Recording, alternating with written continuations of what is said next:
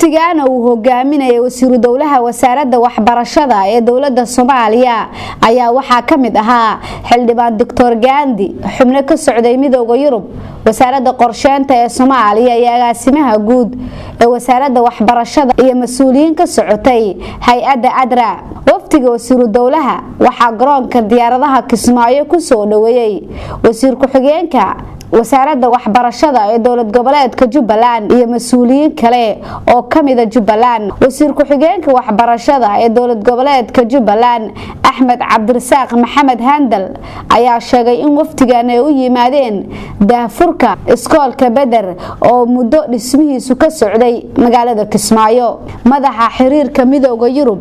iyo Soomaaliya Bilar Balmera iyo agaasimaha gobolka hay'adda ADRO Luis Camargo ayaa waxay sheegeen in midowga Yurub uu Soomaaliya ka caawinayo arrimaha waxbarashada waftigan ayaa waxa uu kormeeray dhammaan qaybaha uu ka kooban yahay iskuulka Badar oo loogu magac daray Badar Model School kormeerka iskoolka kadib waxa saxaafadda la hadlay wasiirka waxbarashada ee dawlad goboleedka Jubbaland Macalin Maxamed oo saxaafadda la hadlay ayaa tilmaamay in uu aad ugu faraxsan yahay markii la bilaabay dhismaha iyo dhameystirkiisa ay wasaaradda waxbarashada ay goobjoog ka ahayd waxaan ku faraxsanahay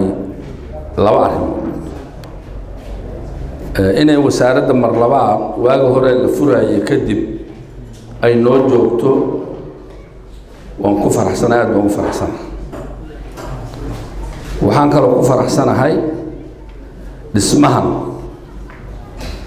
waxaa la rabay in laga soo bilaabo taariikhda markii ugu horeysay barnaamijka halkan ka bilowday dhismahan iyo firaaqadan iyo guryahan quruxda badan juhdi weyn baa ka horreeyay juhdiga ka horreeyay waxay ahayd meeshan iskuul bay marka hore ahayd markii dambena shacab baa wuxuu u degay si fowda si nidaam oo dawlad ay gacanta ku hayso oo qof gaar ah looga faa'iideynaynin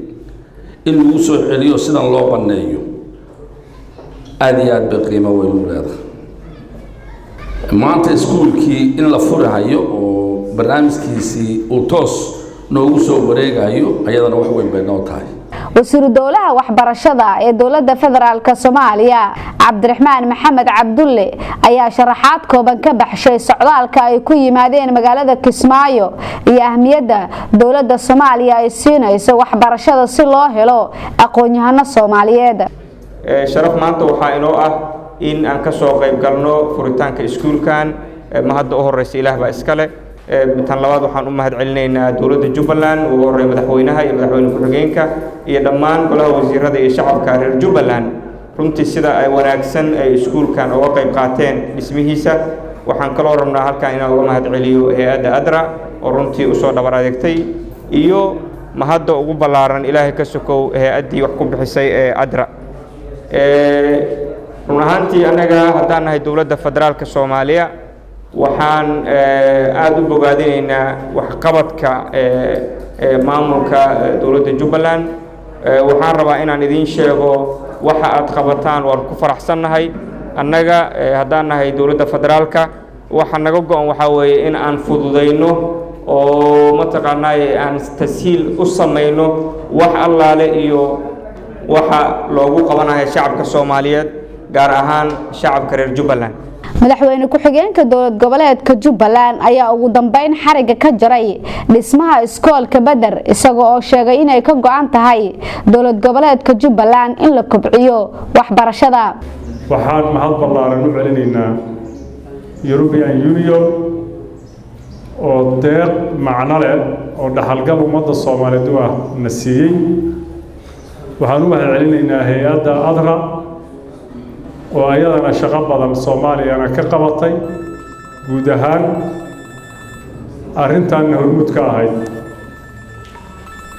waxaan u mahad celinayaa mas'uuliyiinta dawladda federaalka wasaaradda waxbarashada madaxa xiriirka midowga Yurub iyo Soomaaliya Bilar Balmera ayaa waxa ay gudoonsiisay gaari wasaaradda waxbarashada ee dawlad goboleedka Jubbaland